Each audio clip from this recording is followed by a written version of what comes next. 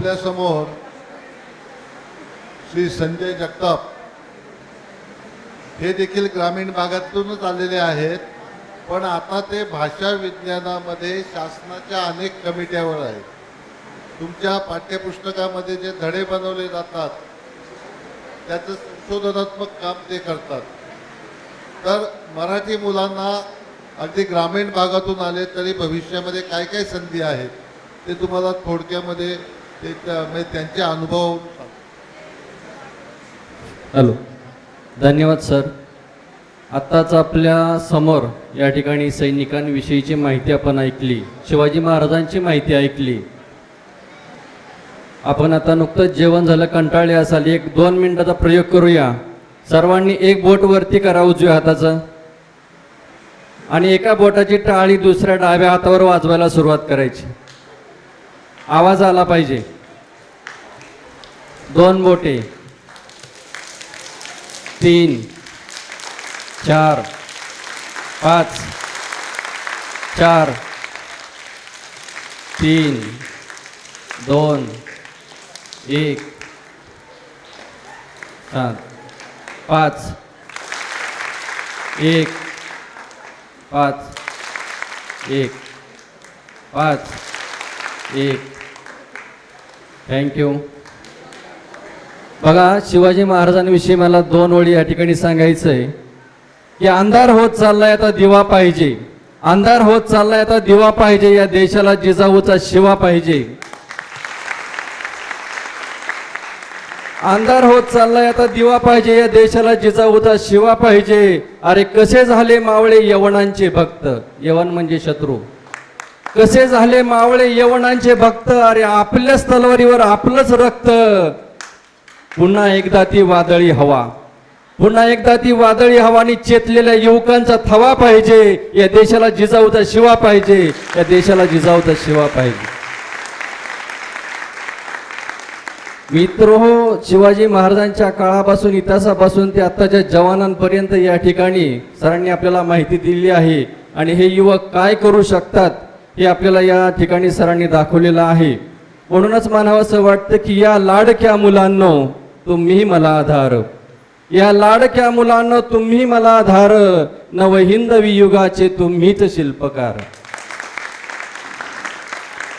आईच देव माना वंदा गुरुजनांना, आईच देव माना वंदा गुरुजनांना, जगी भावने हुनी त्या कर्तव्य थोर जाना, गंगे परी पवित्र ठेवा मणी विचार, नव हिंदवी युगाचे तुम्हीच शिल्पकार, तुम्हीच शिल्पकार. आज या ठिकाणी 7वे राष्ट्रभक्ती साहित्य संमेलन होतंय आणि दरवर्षी हे होत असतं. आदरणीय शहासने साहेबांच्या या संमेलनामध्ये आम्ही दरवर्षी सहभागी होत असतो. अतिशय मोठा आणि महाराष्ट्रामध्ये सुद्धा गाजणारा असा प्रोजेक्ट त्यांनी हाती घेतलेला आहे, ते म्हणजे राष्ट्रभक्तांची ओळख. आणि ही राष्ट्रभक्तांची ओळख त्यांच्याच कन्या ॲडव्होकेट नंदिनी शहासने यांनी आपलं जे जसं NCERT असतं तसं राज्याला SCERT आहे आणि राज्य शैक्षणिक संशोधन व प्रशिक्षण परिषद यामध्येच मागच्या महिन्यामध्ये त्यांनी मांडलं आणि त्याला या राज्य परिषदेने मंजुरी दिलेली आहे प्रत्येक शाळेमध्ये हे राष्ट्रसंतांचं प्रदर्शन दाखवण्यासाठी. हे प्रेझेंटेशन आम्ही स्वतः बघितलेलं आहे आणि त्याची किती गरज आहे ही या ठिकाणी आहे ते आपल्याला तुम्ही हे पाहिलंच असेल. आता नुकताच 27 फेब्रुवारीला मराठी भाषा दिन होतोय. माझा विषयच मराठी आहे त्यामुळे मी मराठी विषयच बोलणार आहे. मराठी भाषा दिन होतं. विवा शिरवाडकर म्हणजेच कुसुमाग्रज त्याला म्हणतो आपण. कुसुमाग्रजांना ज्या बहिणी होत्या त्यानंतर झालेला हा भाऊ, कुसुम ही शेवटची बहीण आणि त्यानंतर झालेला हा भाऊ म्हणून कुसुम अग्रज, म्हणून कुसुमाग्रज हे त्यांचं नाव पडलेलं आहे आणि त्यांचा जन्मदिन आहे आपण मराठी भाषा दिन म्हणून साजरा करतो. त्यांच्या 4 ओळी या ठिकाणी सांगतो म्हणजे मराठी भाषेमध्ये किती सौंदर्य दडलेलं आहे हे तुम्हाला कळेल. आपण आपल्या शाळेमध्ये 3 भाषा शिकत असतो, मराठी, हिंदी, इंग्रजी. त्यामध्ये मराठी हळूहळू आपण विसरत चाललोय. म्हणून मराठी भाषेसाठी या 4 ओळी कुसुमाग्रज म्हटले होते की शब्दांच्या धुक्यामध्ये अडकू नकोस, शब्दांच्या धुक्यामध्ये अडकू नकोस आणि बुर्जावरती झेंड्यासारखा उगाच फडकू नकोस. अरे शब्दांच्या धुक्यामध्ये अडकू नकोस आणि बुर्जावरती झेंड्यासारखा उगाच फडकू नकोस. अरे उधळून दे तुफान सारं मनामध्ये साचलेलं, अरे उधळून दे तुफान सारं मनामध्ये साचलेलं, आणि प्रेम कर भिल्लासारखं बाणावरती खोचलेलं, मातीमध्ये पेरून सुद्धा आभाळापर्यंत पोचलेलं, आभाळापर्यंत पोचलेलं. बघा कुसुमाग्रज ज्यांनी स्वातंत्र्याच्या काळामध्ये सुद्धा कविता लिहिल्या, गीता लिहिली, आणि त्यांच्या गीतामधून आपले स्वातंत्र्यावर आहे ते पेटून उठले. त्यांनी लिहिलेली कविता आहे गरजा जय जयकार. त्याच्यामधल्या एका कडव्यामध्ये त्यांनी छान लिहिले पहा, सरणावरती त्यांची पेटताच प्रेते. बघा प्रेत पेटल्यानंतर सुद्धा त्यांना कविता सुचली, सरणावरती पेटताच त्यांची प्रेते, उठतील त्या ज्वालेतून भावी क्रांतीचे नेते. सरणावरती त्यांची पेटताच प्रेते, उठतील त्या ज्वालेतून भावी क्रांतीचे नेते. अरे लोहदंड त्या पायामधले खळखळा तुटणार, लोहदंड त्या पायामधले खळखळा तुटणार, आणि गरजा जय जयकार क्रांतीचा, गरजा जय जयकार. अशा पद्धतीने लिखाण करणारे कवी साहित्यिक मराठी भाषेमध्ये होऊन गेले, आणि त्यामुळं आजचा आपला महाराष्ट्र आहे तो भाषिकदृष्ट्या समृद्ध आहे, आणि ही मराठी कुठपर्यंत पोहोचलेली आहे. फक्त महाराष्ट्रात नाही तर इतर राज्यांमध्ये सुद्धा ही मराठी भाषा बोलली जाते. त्याचबरोबर मॉरिशस सारखा देश असेल, ब्रह्मदेश असेल ज्याला म्यानमार आपण म्हणतो, सिंगापूर आहे, दुबई आहे किंवा इंडोनेशिया आहे, या ठिकाणी सुद्धा ही भाषा बोलली जाते. आपल्याकडं जरी आपल्याला प्रश्न पडलेला असला की मराठी भाषा कमी होत चाललेली, परंतु ती जेवढी इथं कमी होते तेवढीच ती परदेशामध्ये वाढत चाललेली आहे. याचं उदाहरण म्हणजे 2016 साली आपल्या भारतातून 30 शिक्षकांची टीम सिंगापूर देशामध्ये तिथला अभ्यास दौरा करण्यासाठी गेलेली होती, आणि भारतातले उपक्रम शिक्षक जे आहेत त्यामध्ये निवडले होते, त्यामध्ये मी सुद्धा एक होतो. आणि त्या ठिकाणी गेल्यानंतर सिंगापूरच्या शाळांमध्ये आम्हाला तिथल्या शाळा बघताना अनुभवलं, प्राथमिक माध्यमिक आणि महाविद्यालयीन शाळा, की तिथल्या शाळांमध्ये सुद्धा भारतातून आलेल्या मुलांसाठी मराठी भाषा विषय शिकवला जातो. आणि त्या ठिकाणी सुद्धा मराठी भाषिकांना संधी उपलब्ध आहेत. म्हणजे एखाद्या शिक्षकाला जर असं वाटलं की आपण सिंगापूरला गेलोय, आपली मुलं तिथं आहेत आणि आता मी काय करू, तर त्या ठिकाणी सुद्धा सिंगापूरच्या शाळेमध्ये मराठी भाषा शिकवण्यासाठी शिक्षकांची भरती केली जाते. त्याचबरोबर इंडोनेशिया देशामध्ये 2019 मध्ये आंतरराष्ट्रीय शिक्षण परिषदेला आम्हाला जाण्याचा योग आला. तिथं सुद्धा गेलेले जे मराठी भाषिक आहेत ते एकत्र येतात, आणि तिथं आपलं मराठी मंडळ त्यांनी स्थापन केलेलं आहे, मराठी भाषा मंडळ. आणि त्या मराठी भाषा मंडळाचे लोक विविध कार्यक्रम घेत असतात, आणि त्यामध्ये सुद्धा वेगवेगळ्या मराठी लोकांच्या त्या मंडळामधून आपले उपक्रम आहेत त्या ठिकाणी साजरे केले जात असतात. मागच्या वर्षी दुबई या ठिकाणी मराठी भाषा विश्व साहित्य संमेलन झालं. त्यामध्ये सुद्धा शासने साहेब मला संधी मिळाली होती आपल्या आशीर्वादाने, आणि त्या ठिकाणी जगातल्या अनेक देशांमध्ये असणारे मराठी भाषिक साहित्यिक एकत्र आले होते. जवळजवळ 54 देशामध्ये मराठी मंडळ असणारी लोक एकत्र आली होती. आपण मराठीमध्ये म्हणतो एखाद्या ठिकाणी चढ झाला म्हणजे दुसऱ्या ठिकाणी खड्डा झालेला असतो. आपल्याला मराठी भाषा महाराष्ट्रात कमी झालेली वाटत असली तरी परदेशामध्ये सत्य आहे बघा. त्या फुग्याने सुद्धा कौल दिलेला आहे, त्याला सुद्धा मान्य आहे की मराठी भाषा किती वाढत चाललेली आहे ती. अशा पद्धतीने या ठिकाणी आपण आपल्या शाळेमध्ये मराठी रुजवण्यासाठी आपल्यातील कवी बाहेर काढला पाहिजे. प्रत्येकामध्ये एक कवी दडलेला असतो, तो फक्त शब्दरूपी बाहेर पडायचा उरलेला असतो. तो आपल्या मनामध्ये साचलेला कवी आपण एक दिवस बाहेर आणा, आणि आपल्या शाळेमध्ये सुद्धा आपण कविता, लेख, निबंध आहेत ते लिहा, आणि मराठी भाषेचं जे सौंदर्य आहे ते अनुभवण्याचा प्रयत्न करा. असंच या ठिकाणी व्याख्यान दिल्यानंतर एक नवा कवी जो आहे तो पेटून उठला, आणि रस्त्याने जाताना तो म्हटला, सूर तुझे शब्द माझे गीत मी गाऊ का. एका तरुणीला बघून तो म्हटला, सूर तुझे शब्द माझे गीत मी गाऊ का. तेव्हा ती म्हणाली, हात माझे गाल तुझे थोबाडीत लावू का.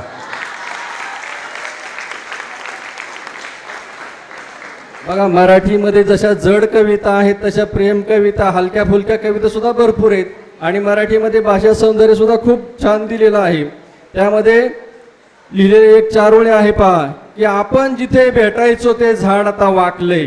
पहिलं वाक्य ऐकल्यावर आपल्याला असं निरस वाटतं की आता ते वाकलंय, आता काही खरं नाही. आपण जिथे भेटायचो ते झाड आता वाकलंय आणि आपल्या प्रेमाचं अंगण ठिकठिकाणी फाटलंय. बघा, दुसऱ्या एका कवीने लिहिलेली 4 ओळी आहे, गणिताच्या पेपरला जाताना तू किती गोड हसली. आता पेपर चालूच आहे 10वी 12वीचे. बघा, गणिताच्या पेपरला जाताना तू किती गोड हसली. खरं सांगू का, आयुष्याची सगळी गणित तिथल्या तिथंच सुटली.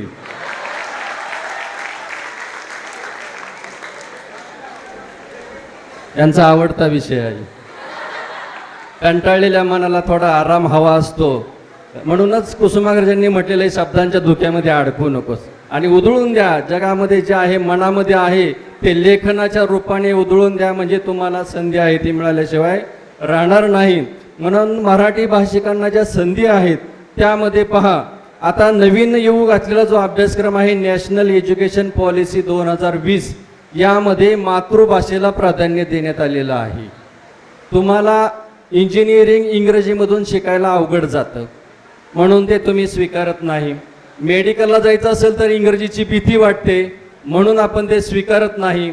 आता मेडिकल असेल, इंग्रजी, त्याबरोबर इतर क्षेत्र जे आहेत त्या सर्व क्षेत्रामध्ये मराठी भाषेतून अध्यापन केलं जाणार आहे. म्हणजे तुम्हाला डॉक्टर की मराठीतून शिकता येणार आहे, अभियांत्रिकी मराठीतून शिकता येणार आहे. एवढंच काय, परवाचीच बातमी आहे, सरांनी जसं सांगितलं NDAचं शिक्षण आहे ते सुद्धा मराठीमधून तुमचं घेतलं जाणार आहे. त्याच्या मुलाखती सुद्धा मराठीमधून घेण्यास परवानगी देण्यात आलेली आहे. म्हणजे आपली भाषा आहे त्याला भरपूर संधी आहे. असं समजू नका की मला इंग्रजी येत नाही, फक्त मी मराठी अस्खलित बोलू शकतो म्हणजे मला संधी मिळणार नाही, असं समजू नका. सध्या महाराष्ट्रीय वाचन चळवळ हा नवीन उपक्रम महाराष्ट्र शासनाने त्याचं उद्घाटन केलेलं आहे आणि हे पुस्तिका प्रत्येक शाळेला पाठवण्यात आलेली आहे. यामध्ये प्रत्येक आठवड्याला वाचनासाठी 2 तासिका ठेवण्यात आलेली आहे. आपण म्हणतो की वाचन सुरुवातीला कमी व्हायला लागलेले आहे. व्हॉट्सअपवरती येते तेवढं फक्त आपण वाचतोय, म्हणजे व्हॉट्सअप एक वेगळं विद्यापीठ झालेलं आहे आणि गुगल हा मोठा कुलगुरू झालेला आहे. तर त्यापेक्षा या ठिकाणी मराठीमध्ये वाचावं म्हणून महाराष्ट्र वाचन चळवळ आणि यामध्ये शासनाने ह्या 300 पुस्तकं आहेत ते निवडलेले आहेत, ज्यामध्ये कथा, कविता, कादंबरी, आत्मचरित्र, चरित्र लेखन, प्रवास वर्णने असे 10 साहित्यिक प्रकार निवडलेले आहेत. आणि प्रत्येक शाळेला ही 300 पुस्तकं आमची राज्य शैक्षणिक संशोधन व प्रशिक्षण संस्था उपलब्ध करून देण्यात येणार आहे. त्यामुळं मुलांनी वाचनासाठी ही पर्वणी आहे ते मोठ्या प्रमाणामध्ये उपलब्ध झालेली आहे. महाराष्ट्रापेक्षा बाहेरच्या राज्यातली 15 विद्यापीठं जी आहेत ती मराठीचं अध्यापन करतात. जसं मी तुम्हाला सांगितलं की सिंगापूर, इंडोनेशियामध्ये सुद्धा इथं हे भाषा विषय शिकवले जातात. त्याच पद्धतीने या 15 विद्यापीठांमध्ये सुद्धा मराठी भाषा विषय शिकवला जातो. मराठीची संधी त्या ठिकाणी उपलब्ध आहे. त्याचबरोबर जगामध्ये असलेल्या ज्या टॉप युनिव्हर्सिटीज आहेत त्या पहिल्या 100 मध्ये आपल्या भारतातली एकही विद्यापीठ नाही. परंतु तुमच्यासाठी नॅशनल एज्युकेशन पॉलिसी 2020 अंतर्गत, राष्ट्रीय शैक्षणिक धोरण 2020 अंतर्गत जगातली पहिल्या नंबरची 50 विद्यापीठं आहेत ती भारतामध्ये येऊन आपल्या शाखा ओपन करून तुम्हाला ते शिक्षण प्रदान करण्यात येणार आहे. म्हणजे आपण केम्ब्रिज किंवा त्यासारख्या विद्यापीठांमध्ये इथून जाऊन जे शिकायला आपल्याला काय होतं, त्रास होतो, व्हिसा काढायला, पासपोर्ट काढायला तेवढा खर्च आपल्याला सोसवत नाही. परंतु आता आपल्या भारतातल्या केंद्र शासनाने असं ठरवलेलं आहे की ही मुलं बाहेर जाण्यापेक्षा तीच विद्यापीठं जगामध्ये जे 1 ते 50 क्रमांकाचे आहेत ते भारतामध्ये येऊन अध्यापन करतील आणि त्यामध्ये विद्यार्थ्यांना डिग्र्या आहेत, पदव्या आहेत त्या घेता येतील. म्हणून या क्षेत्रामध्येच आपण आहे ते करिअर करण्यासाठी काही क्षेत्र मी तुम्हाला सांगतो की जिथपर्यंत आपण पोहोचत नाही, प्रत्येकाला वाटतं की मी डॉक्टर व्हावा, इंजिनियर व्हावं, शिक्षक व्हावं, सैन्यामध्ये भरती व्हावं, पण यापेक्षा असणारी वेगळी क्षेत्रसुद्धा आपल्याकडे उपलब्ध आहेत ज्याचा आपण कधीही विचार करत नाही. मुलगा झाल्यानंतर आई वडिलांचंच भांडण लागलेलं असतं. आई म्हणते ह्याला डॉक्टर करायचं आहे, वडील म्हणतात त्याला ह्याला इंजिनिअरिंग करायचं आहे. दोघांची भांडणं लागतात. एवढं भांडण लागतं की शेवटी ते न्यायाधीशांसमोर जातं. केस होते. न्यायाधीशांसमोर हे म्हणतात, आई म्हणते डॉक्टर करायचं आहे, वडील म्हणतात इंजिनियर करायचं. न्यायाधीश म्हटले असं करा, तुमच्या दोघांचं राहू द्या, त्या मुलाला समोर बोलवा, आपण त्याला विचारू तुला काय व्हायचंय. ते दोघं म्हणले मुलगा अजून व्हायचा आहे म्हणले. म्हणजे आपण मुलं होण्याच्या अगोदर ठरवतो की आता जर झाला तर आपण डॉक्टर करू, इंजिनियर करू. एवढी अतिशयोक्ती आपल्याकडे व्हायला लागली. म्हणून 3 इडियट्स पिक्चर तुम्ही बघितला असेलच. हे स्वतःच्या मनामधलं शिक्षण आहे, घेण्याची संधी आहे ती आपल्याला उपलब्ध होणार आहे नवीन एज्युकेशन पॉलिसीमध्ये. त्यामध्ये अजून तुमच्यापर्यंत विषय आला नसेल, तुम्ही जर आर्ट्समध्ये शिकत असाल आणि तुम्हाला जर सायन्सचे 2 विषय शिकायचे असतील तरी सुद्धा या एज्युकेशन पॉलिसीमध्ये परवानगी आहे. विज्ञान विभागामधल्या विद्यार्थ्याला सुद्धा जर मराठीतले 2 विषय शिकायचे असतील तरी सुद्धा त्यामध्ये परवानगी देण्यात आलेली आहे. म्हणजे शिक्षणाला बंधन ठेवण्यात आलेलं नाही. पूर्णपणे शिक्षण म्हणजे मुक्त विद्यापीठ करून ठेवलेलं आहे आणि 2025 पासून आपल्याला ते प्रत्येक कॉलेजमध्ये अनुभवायस येणार आहे.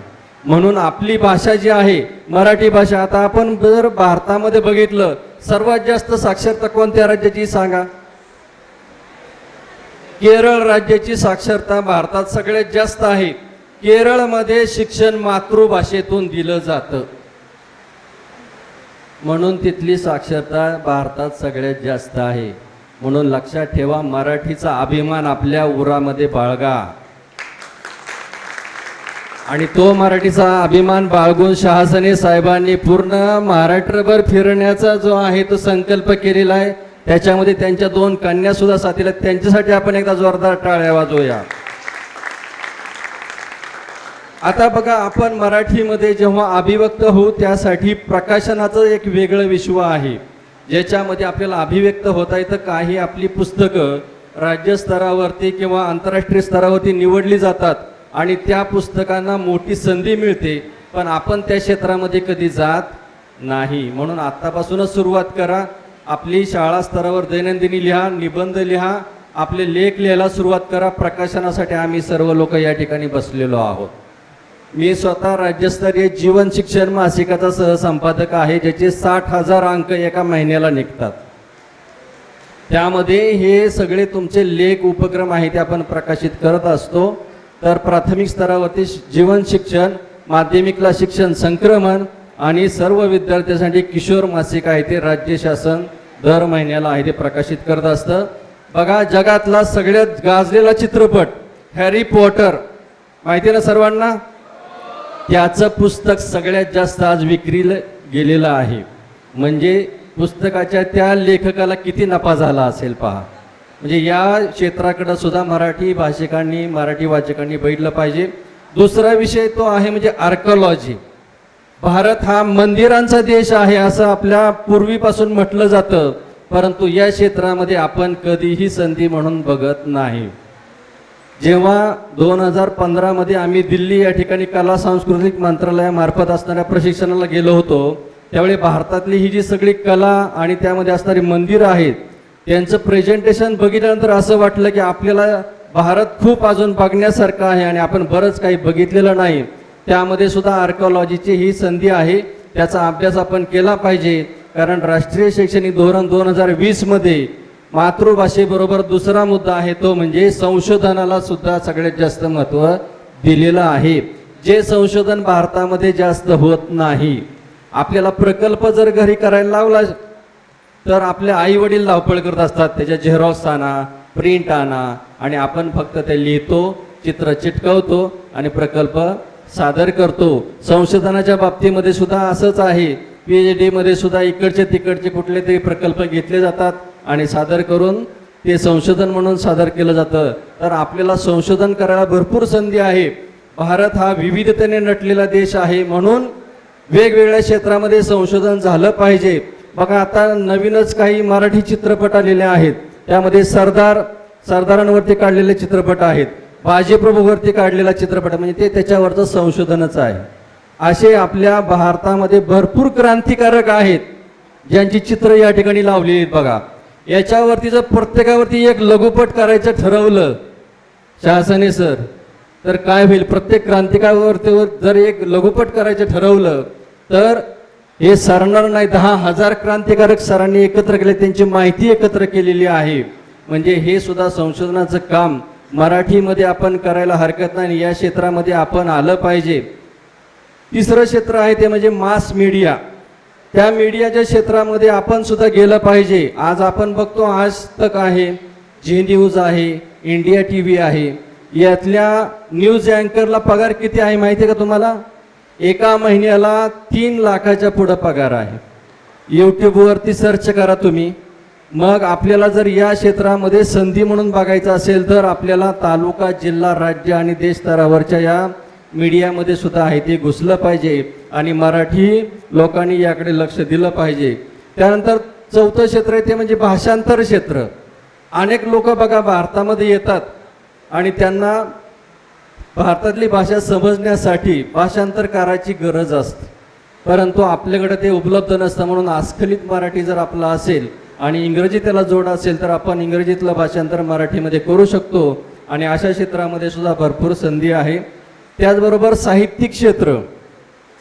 आता बघा हे जे साहित्य संमेलन घेतलेलं आहे, राष्ट्रभक्ती साहित्य संमेलन, नुकतंच आता अखिल भारतीय 97 साहित्य संमेलन अंमळनेर जळगाव या ठिकाणी पार पडलं साने गुरुजींच्या क्षेत्रामध्ये. आणि त्या साहित्य संमेलनासाठी 1.5 महिन्यापूर्वी माझी एक कविता पाठवली होती स्त्री शिक्षणावरची आणि ती कविता त्या ठिकाणी सिलेक्ट झाली होती आणि त्याचं नुकतंच मी सादरीकरण आहे ते 3 तारखेला सर केलेलं आहे. म्हणजे अखिल भारतीय स्तरावरती संधी त्या ठिकाणी केवळ साहित्यिक म्हणून आहे ती मिळाली आहे. आपण सुद्धा आपल्या कविता आहे ते लिहायला हरकत नाही आणि संस्थेकडे द्यायला. त्याचबरोबर पुढचं क्षेत्र आहे ते म्हणजे राजकारण. राजकारणामध्ये आपण म्हणतो की जास्त करून अंगठे बहादूर लोक आहेत, निशाणी डावा अंगठा. म्हणजे IAS असणारे जिल्हा परिषदेचा अधिकारी, जिल्हाधिकारी किंवा CEO असतो, परंतु त्याच्यावरती बसलेला जो असतो नियंत्रणाला जिल्हा परिषदेचा अध्यक्ष, तो पदवीधर किंवा 12वी पास 10वी पास असेलच ह्याची गॅरंटी नाही. पण त्या IAS माणसाला त्या अंगठे बहादूर माणसाचं ऐकावं लागतं, कारण तो जिल्हा परिषदेचा अध्यक्ष आहे, आमदार आहे, खासदार आहे, मंत्री आहे. म्हणून हे क्षेत्र सुद्धा जर तुमच्यामध्ये नेतृत्व गुण दडलेले असतील ते सुद्धा तुम्ही निवडायला हरकत नाही, कारण राजकारणाचं सुद्धा प्रशिक्षण देणाऱ्या विद्यापीठामध्ये शाखा निघालेली आहे. तुम्हाला भारताच्या इतिहासापासून ते आत्तापर्यंतचं राजकारणाचं प्रशिक्षण सुद्धा त्या ठिकाणी दिलं जातं. म्हणजे मराठी माणसांनी हे सुद्धा क्षेत्र आहे ते निवडलं पाहिजे. मग तरच आपल्या भारताचा पंतप्रधान आपला मराठी माणूस कदाचित भविष्यामध्ये नक्कीच असेल. त्यानंतर हॉटेल व्यवसाय आहे, याच्यामध्ये सुद्धा मराठीला संधी आहे. जगभरामध्ये इतर देशांमध्ये असणारे ज्या हॉटेल्स आहेत त्याच्यामध्ये मराठी पर्यटक आहे ते जात असतात, परंतु मराठी बोलणारी लोक त्या ठिकाणी नसतात. म्हणून हॉटेल मॅनेजमेंटमध्ये सुद्धा ही संधी आहे. त्याचबरोबर पर्यटन गाईड म्हणून सुद्धा तुम्हाला संधी आहे. अशा प्रकारचे 10 क्षेत्र मी तुम्हाला जे आपण निवडत नाही ते सांगितलेले आहेत. आणि शेवटी जाता जाता एका 4 ओळीने तुम्ही माझ्याबरोबर हे स्त्री शिक्षणाचं गीत एक कडवं म्हणायचं आहे आणि आपण ते समाप्त करूया.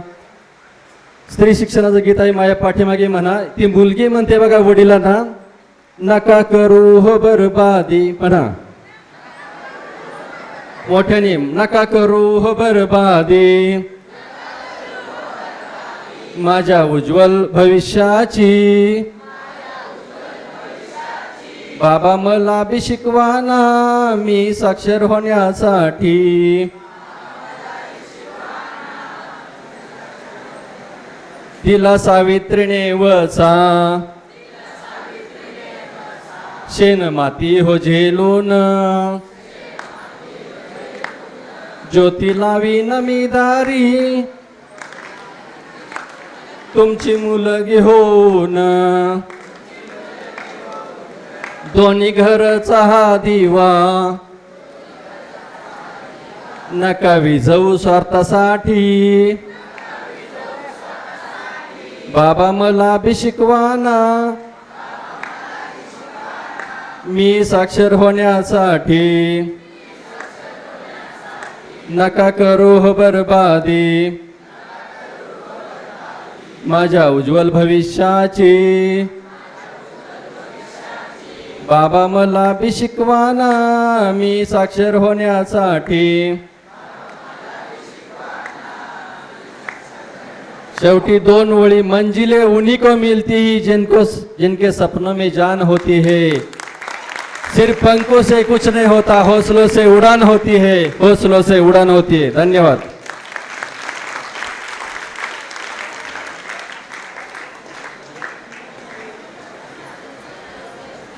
संजय जगताप सर यांनी तुम्हाला अत्यंत मोलाचं असं मार्गदर्शन केलेलं आहे आणि आपल्या मराठी भाषा समृद्धीबद्दल